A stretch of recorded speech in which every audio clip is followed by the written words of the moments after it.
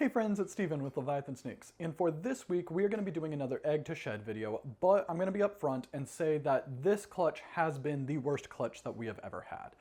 To be honest with you guys, this clutch was an absolute disaster from the second they started hatching. And it went bad, or went wrong, I guess, in two major specific ways that we will talk about in the video. That said, it's not that the female slugged out, and it's not that the babies didn't survive incubation or anything like that. It went bad in different ways, but again, we will get into it. So if you like the channel, if you enjoy the content, please like, comment, subscribe, and let's jump to the video. So this clutch, it had the sire as our visual single gene clown male Chai and a pastel Mojave het clown female named Mocha. And we actually bought both of these animals at the exact same time. This was very early when we started buying snakes, and we were just excited to buy snakes and excited to get a good deal. So we bought them from the same seller, and they were different ages, but he was a clown and she was a pastel het clown. That's how they were sold to us. She was a little bigger than him, a little older than him, but he was already pushing a year. I think we specifically asked if they were sired by the same male so that we knew if there was a chance for like a potential inbreeding. And we were told no, that they were not related. And again, I don't know. Again, it was like right when we were very first buying animals, and we were just kind of like going crazy at that time, as a lot of people do. But anyways, so we got Chai, again, single gene visual clown, and he has sired a couple different clutches for us. And this year was the first year that our female, Mocha, the pastel Mojave het clown female, that she was going. And when she goes to like have her pre-lay shed, or she has her pre-lay shed, she laid, or we are expecting her to lay about 30 days later. And we've kind of noticed this year that a lot of the females that we had lay clutches didn't go at 30 days. In fact, they were most of the time going between like 40 and 45 days. So she actually went longer than any of them. I'm pretty sure it was like 48 days. But regardless, we have the video of her laying the clutch. So we'll jump over to that. So it is like 2 weeks past, two and a half weeks. 48 days since her pre-lay shed. And I think this is the longest we've had a girl go, so we were getting a little nervous. Not nervous, that's not the right word, but we were anticipating this. Steven came out here at 1 a.m. to check on her last night, and she still hadn't laid. So he goes kind of like a little last ditch, let me check before work at 7 a.m. and she had like 3 eggs out. And we had to go to work, so it's about 5 o'clock now, and we are going to pull these eggs. All right, let's get it. I'm excited. And she is so chill. I checked on her again. She is like She's really, just so really chill. good. She doesn't. Our last one, Annie, Was not chill. rude. And this is a first-time mom, so that's exciting for her to be so relaxed. She was one of the very first snakes that we got. She was. We got her very early on. I'm gonna get a picture for Instagram. Okay. We got her very early on. She's a pastel het clown, and we paired her to a clown boy that we got the same day. So we've been kind of sticking our cameras in her face, so she's going to be a little more stressed out than she was 5 seconds ago, but she's such a good girl. She is. And she looks like she's all done. Look at that big old first time mama clutch. Yeah, she's empty. Very empty. Oh, poor girl. You can hear Ellie playing with her toys over there, her book. She is reading in the corner. We put the baby in the corner. Oh, that is a nice, really big first-time mom clutch. That's awesome. Cute. You want to get me pulling them apart or anything? Yes. I like not stick together at all. I don't need to. I might have a boob. Actually, let's make sure we can see veins in any of them. All right, there's some veins. Yeah. Yeah. Okay. Be really sad if this was all clear. They're not super strong veins or anything, but they're veins. It is interesting how they're not stuck together at all.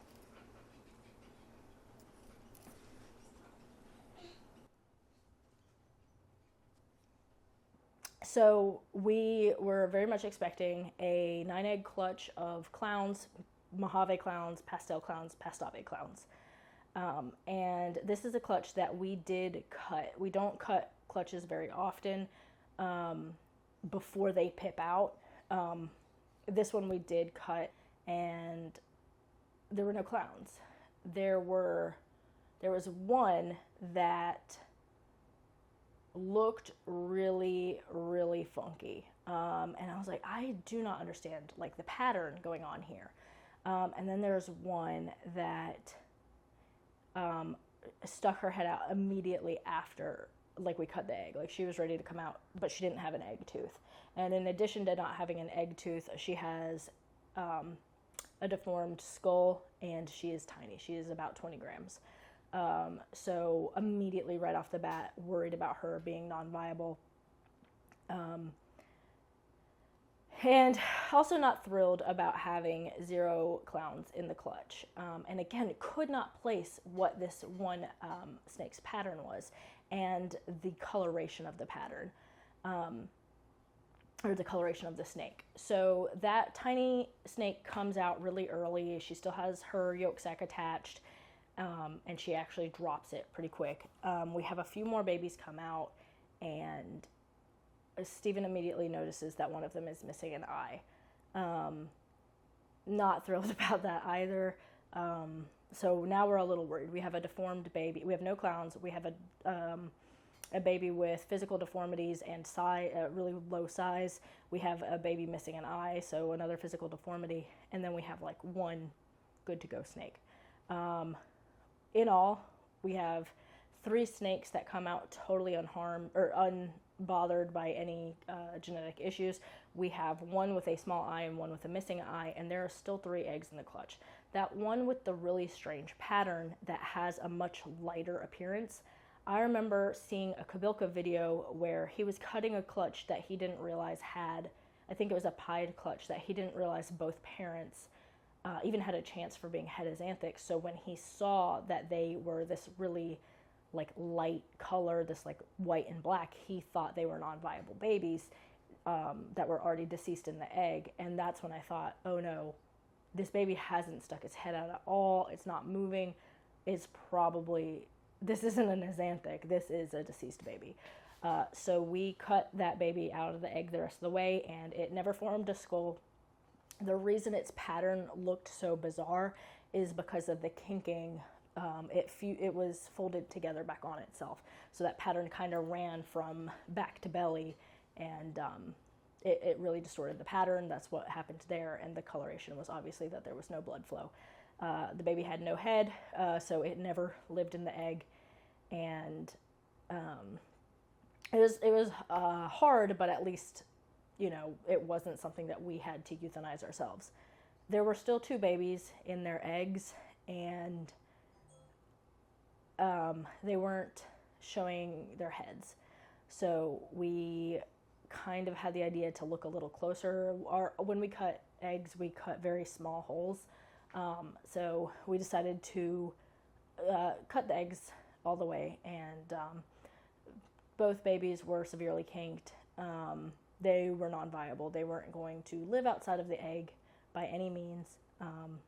They aren't able to move on their own, sort of fused together, but they were both alive at the time. We did have to euthanize both babies as humanely as we can. It was really hard to lose 3 babies from that clutch, and then have 3 babies with physical deformities, and only 3 that are completely deformity free. One positive thing about everything that's happened with this is those 3 babies with the deformities, people are very interested in them. This is a very pretty pastave male. He does, however, have a small right eye. You can see, you know, this is the size of a normal ball python eye, and that one just has a small right eye, a little minor deformity. And then this Mojave male, that's his brother, actually only has 1 eye. So both of these have issues with their eyes. Both of them will make great pets. They eat great, but we wouldn't sell them as a snake for someone to breed, and we wouldn't honestly sell them at all because of their deformities, but we will find some awesome homes for them. So this pastel girl came out really tiny. We're working with her on assist feeding.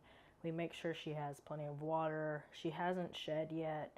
She's really, really, really tiny, and she does not look great.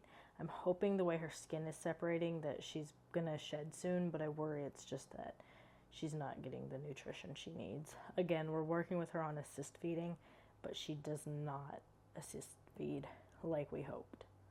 So these are the two perfectly developed males. This is a pastel het clown and a Mojave het clown. They don't have any birth deformities, any issues. I think this pastel is just a beautiful example of pastel.